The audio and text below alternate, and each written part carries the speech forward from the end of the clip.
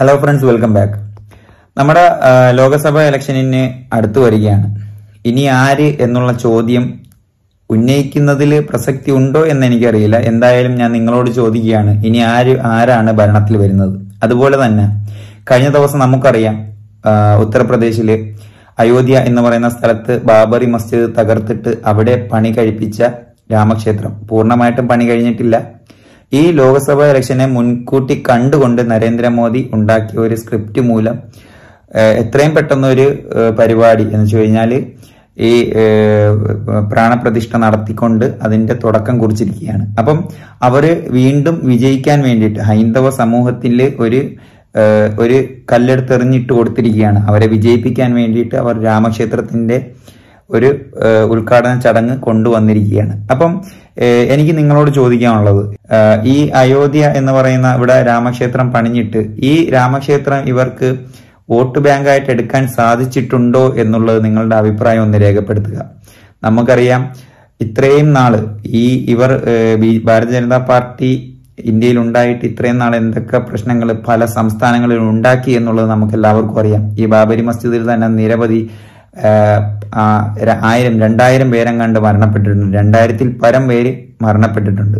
അതുപോലെ തന്നെ ഈ ഗുജറാത്ത് കലാപം ഉണ്ടായി പണ്ട് കാലങ്ങളിൽ, ആ വിഷയത്തിൽ എത്രയോ പേർ മരണപ്പെട്ടിട്ടുണ്ട്. അതുപോലെ തന്നെ ഹരിയാനയില്, അതുപോലെ തന്നെ ഈ കഴിഞ്ഞുപോയ മണിപ്പൂരില്, ഉത്തർപ്രദേശില് നിരവധി പ്രശ്നങ്ങൾ ഡെയിലി നടക്കുന്നുണ്ട്. മണിപ്പൂരിന്റെ വിഷയം ഞാൻ പറയാതെ തന്നെ എല്ലാവർക്കും അറിയാവുന്നതാണ്. ഇപ്പോൾ ലേറ്റസ്റ്റ് ആയിട്ട് നടന്നു കഴിഞ്ഞത് കൊണ്ട് എടുത്തു പറയാനുള്ള ആവശ്യമില്ല. അപ്പൊ ഇത്രയും ഒക്കെ ഉണ്ടാക്കിയിട്ടും ഈ ഭാരതീയ ജനതാ പാർട്ടി എന്ന് പറയുന്ന പാർട്ടി വീണ്ടും ഭരണത്തിലേക്ക് വരുന്നുണ്ടെങ്കിൽ അതെന്തായിരിക്കും? എനിക്കൊന്നേ പറയാനുള്ളൂ, നേരായ രാഷ്ട്രീയം മറന്നിട്ട് മതരാഷ്ട്രീയം കളിച്ചുകൊണ്ടാണ് അവർ മുന്നോട്ട് പോകുന്നത്. ഈ മതരാഷ്ട്രീയത്തിനെ ചെറുക്കാൻ വേണ്ടിയിട്ട് നമ്മുടെ പ്രതിപക്ഷമായിട്ടുള്ള കോൺഗ്രസ് എന്താണ് ചെയ്യുന്നത് എനിക്കറിയില്ല. ഇവർ കുറെ ജോഡോ യാത്രയും അതുപോലെ തന്നെ ഇപ്പം ന്യായ ജോഡോ യാത്ര അങ്ങനെ എന്തോരൊക്കെ പേരൊക്കെ പറഞ്ഞിട്ട് വീണ്ടും യാത്രയൊക്കെ തുടങ്ങിയിട്ടുണ്ട്. ഇവര് യാത്ര നടത്തുന്നതും ഈ പാർലമെന്റ് ഇലക്ഷനെ, ഈ ലോക്സഭ ഇലക്ഷനെ മുൻനിർത്തിക്കൊണ്ട് തന്നെയാണ്. അപ്പം ഒന്ന് ആലോചിച്ച് നോക്കുക, ഇവര് ഈ മതരാഷ്ട്രീയം കളിക്കുന്നവർക്കെതിരെ ഇതുപോലെ മൃദു സമീപനത്തിലൂടി അവരുടെ അവര് ഈ ഒരു നേരായ പാതയിൽ സഞ്ചരിച്ചാൽ ഇവരെ തകർക്കാൻ ഒക്കുമോ എന്നുള്ളത് നമ്മൾ നോക്കി കാണണം.